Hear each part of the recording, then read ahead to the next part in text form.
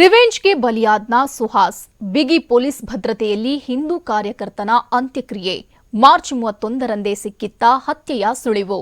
ಸುಹಾಸ್ ಹತ್ಯೆ ಬೆನ್ನಲ್ಲೇ 4 ಮೇಲೆ ಅಟ್ಯಾಕ್. ಈ ಎಲ್ಲಾ ಸುದ್ದಿಯನ್ನ ನೋಡೋಣ. ಪ್ರತೀಕಾರದ ಹತ್ಯೆ ನ್ಯೂಸ್ ಟಾಪ್ 9ನಲ್ಲಿ. ಮಂಗಳೂರಿನ ಹಿಂದೂ ಕಾರ್ಯಕರ್ತ ರೌಡಿ ಶೀಟರ್ ಸುಹಾಸ್ ಶೆಟ್ಟಿ ಕೊಲೆ ರಾಜ್ಯದಲ್ಲಿ ಸಂಚಲನ ಸೃಷ್ಟಿಸಿದೆ.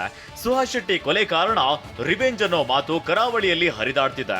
ಅಷ್ಟಕ್ಕೂ 2022ರ ಜುಲೈ 26ರಂದು ಹಿಂದೂ ಕಾರ್ಯಕರ್ತ ಪ್ರವೀಣ್ ನೆಟ್ಟಾರು ಹತ್ಯೆ ಆಗಿತ್ತು.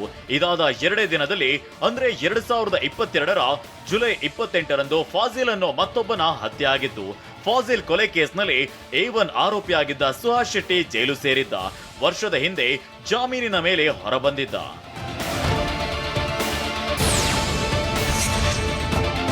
ಸುಹಾಸ್ ಹತ್ಯೆ ಬಳಿಕ ಇಡೀ ಕರಾವಳಿ ಕೊತ ಅಂತಿದೆ. ಹಿಂದೂ ಸಂಘಟನೆಗಳು ಕೆರಳಿ ನಿಂತಿವೆ. ಇನ್ನು ನಿನ್ನೆ ಮರಣೋತ್ತರ ಪರೀಕ್ಷೆ ಬಳಿಕ ಎಜೆ ಆಸ್ಪತ್ರೆಯಿಂದ ಬಂಟ್ವಾಳ ತಾಲೂಕಿನ ಕಾರಿಂಜ ಗ್ರಾಮದ ಪುಳಿಮಜಲುವರೆಗೂ 40 ಕಿಲೋಮೀಟರ್ ಮೆರವಣಿಗೆ ಮಾಡಲಾಯಿತು.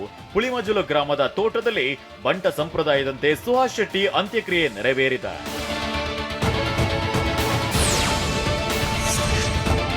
ಇದೆಲ್ಲದರ ನಡುವೆ ಸುಹಾಸ್ ಹತ್ಯೆಗೆ ತಿಂಗಳ ಹಿಂದೆ ಸ್ಕೆಚ್ ಹಾಕಿದ್ರ ಅನ್ನೋ ಅನುಮಾನ ಶುರುವಾಗಿದೆ.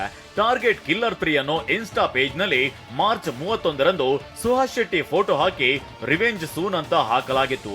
ಪೊಲೀಸರು ಕೂಡ ಸುಹಾಸ್ಗೆ ಎಚ್ಚರಿಕೆ ಸಂದೇಶ ರವಾನಿಸಿದ್ರಂತೆ.